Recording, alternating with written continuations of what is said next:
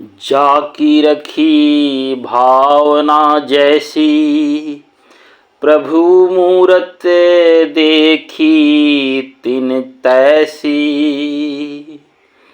जाकी रखी भावना जैसी, प्रभु मूरत देखी तिन तैसी। रामचरितमानस के बालकांड की इस चौपाई का अर्थ है, जिसकी जैसी भावना होती है उसे उसी रूप में भगवान दिखते हैं। इस चौपाई के अर्थ को मैं आप सबको एक कहानी के माध्यम से शेयर करने जा रहा हूं। एक बार की बात है कि कबीरदास जी हमेशा की तरह अपने काम में मग्न होकर राम नाम रट रहे थे। तभी उनके पास कुछ तार्किक व्यक्ति आते हैं। उनमें से एक व्यक्ति पूछता है, कबीरदास जी आपने यह गले में क्या पहन रखा है? कबीरदास जी कहते हैं, यह कंठी है। कंठी यानी गले में पहनी जाने वाली रुद्राक्ष की माला।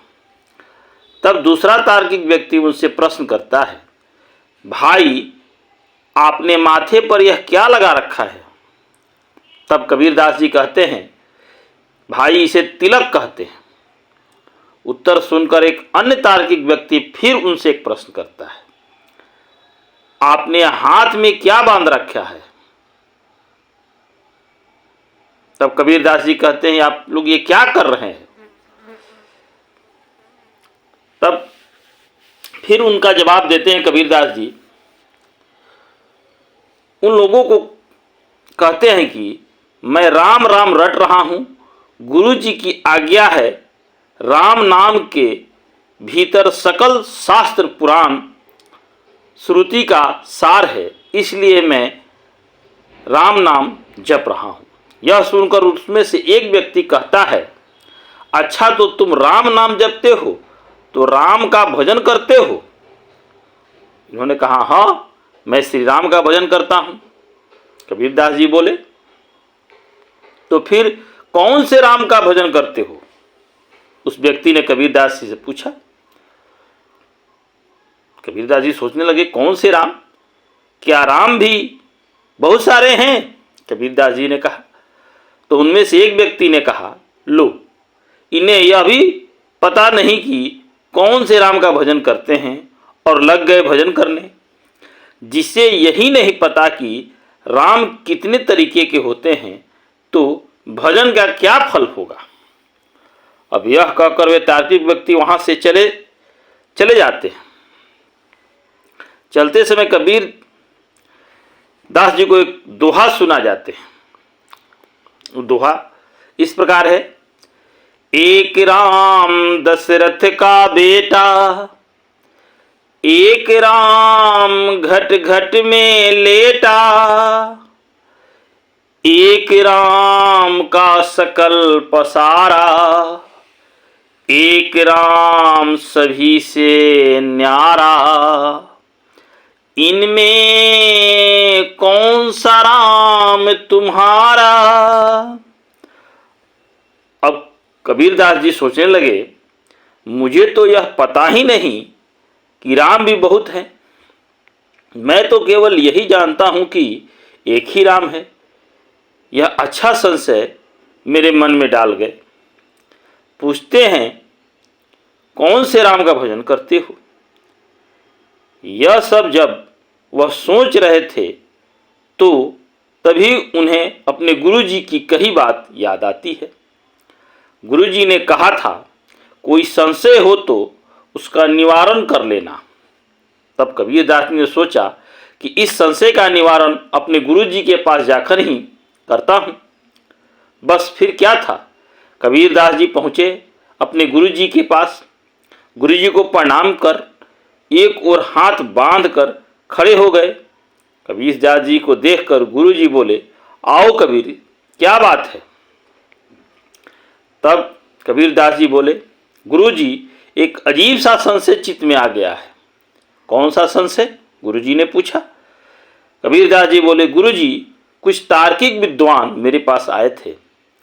मैं बैठा अपनी आपकी आज्ञा से राम नाम का भजन कर रहा था। तब वे मुझसे पूछने लगे, क्या कर रहे हो कबीर? मैंने कहा, राम राम रट रहा हूँ।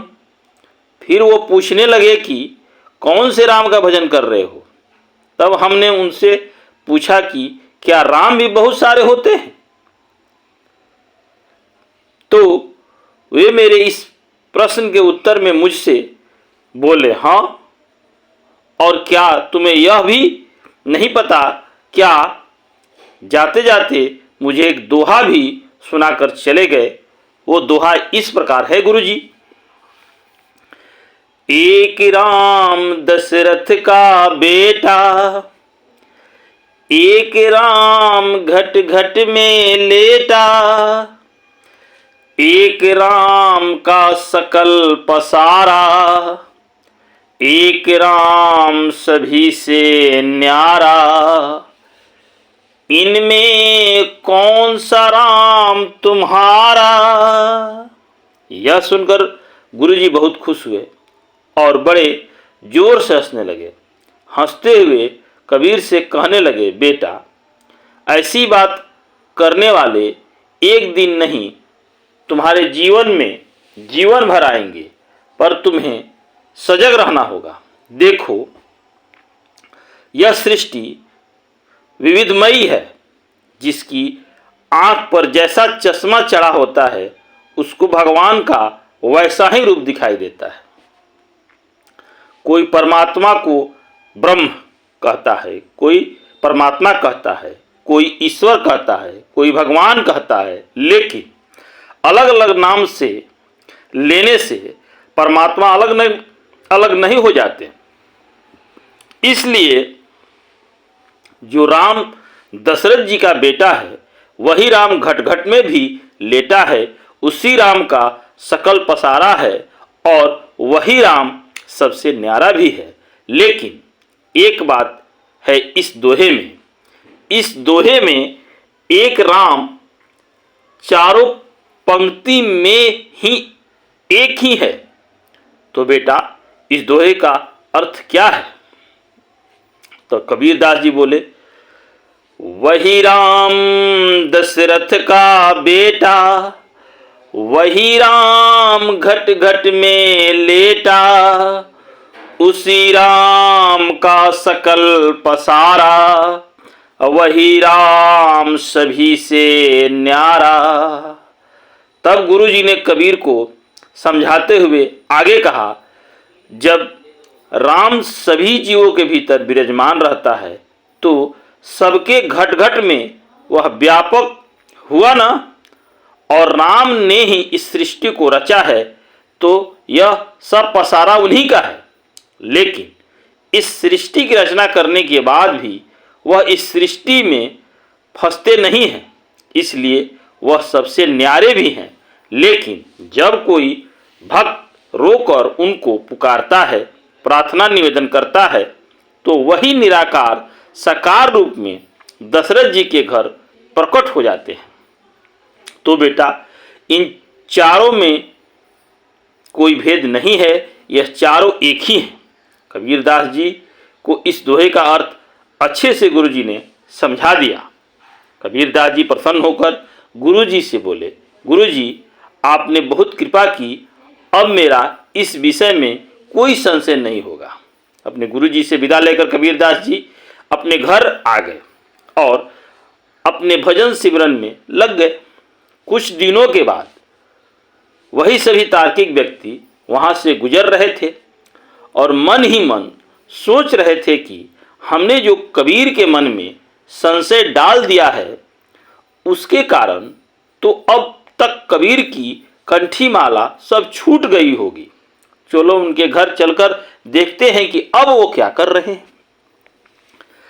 कबीर दास जी के घर पहुंचकर उन्होंने देखा कि कबीर दास जी तो पहले की भांति बैठे राम राम नाम रट रहे हैं।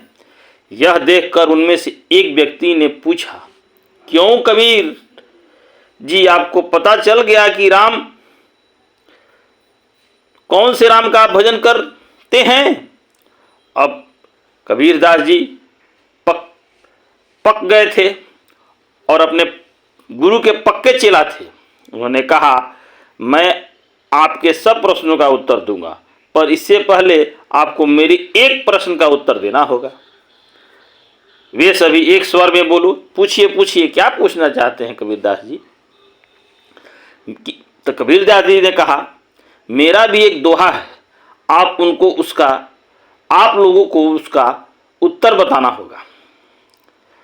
कबीरदास जी जब बोले तो वो सब बोले कि कौन सा दोहा है, बोलिए।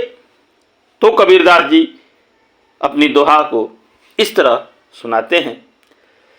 एक बाप तेरी दादी का छोरा, एक बाप तेरी बुआ का भाई, एक बाप पति तेरी माँ का, एक बाप तेरी नानी का जमाई, तो बताओ कितने बाप तेरे मेरे भाई। दोहा सुनते ही वे सब भी भागे। तो कबीरदास जी ने उनसे कहा कि बताते तो जाओ कि एक बाप हैं कि चार हैं कि 6 बाप हैं। वे सभी बोले, हद हो गई कबीरदास जी, यह कोई पूछने की बात है? अरे एक ही बाप है, वही बाप मेरी दादी का छोरा, वही बाप मेरी बुआ का भाई, वही बाप मेरी माँ का पति, वही बाप मेरी नानी की जमाई। तो कबीरदास जी ने कहा, अब आप सब भी सुनते जाओ उत्तर। राम भी एक ही है, वही राम दशरथ का बेटा, वही राम घट घट में लेटा, उसी राम का सकल पसारा, और वही राम सभी से न्यारा भी वही राम। दोस्तों, रामचरितमानस ने बालकांड की इस चौपाई को कबीरदास जी यह कहानी सही अर्थों में चितार्थ करती है। इस कहानी से हमें यह शिक्षा मिलती है कि ईश्वर एक है, पर हर कोई उसे अपनी नज़रिए से देखता है।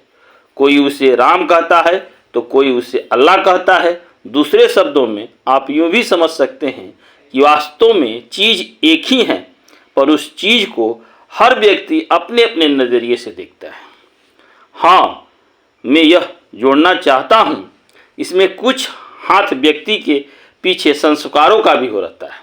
ऐसा मैं इसलिए कह रहा हूँ क्योंकि मेरा यह मानना है कि व्यक्ति अपने पिछले कर्मों के अनुसार जिस देश, जिस जाति या परिवार में जन्म लेता है, उसी देश, जाति और परिवार के अनुसार वह किसी भी वस्तु को देखता और समझता है। वास्तव में चीज़ एक ही है, पर सभी देश और जाति के लोग उसे अपनी अपनी भाषा के अनुसार जानते और समझते हैं। भारत के महान संतों ने सदैव ही कहा है कि ईश्वर एक है। आप इसे एक उदाहरण के तौर पर समझ सकते हैं। इसमें बड़ा ही सरल मैं एक उदाहरण देता हूँ। जैसे पानी एक तत्व है, हिंदी भाषा में इसे जल, उर्दू भाषा में पानी, संस्कृत भाषा में वारी, अंग्रेजी भाषा में वाटर, रूसी भाषा में वाडी कहते हैं। इसी प्रकार फ्रेंच में इसे लू कहते हैं।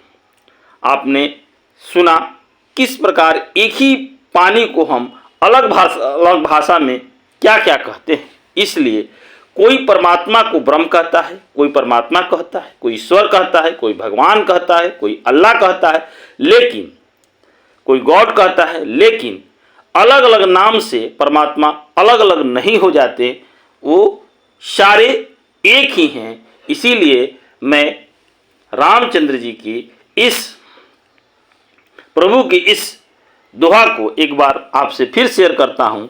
जाकी रखी भावना जैसी, प्रभु मूरत देखी तिन तैसी। जाकी रखी भावना जैसी, प्रभु मूरत देखी तिन तैसी। बोलिए बोलिए रामचंद्र भगवान की जय। मर्यादा पुरुषोत्तम श्री राम की जय।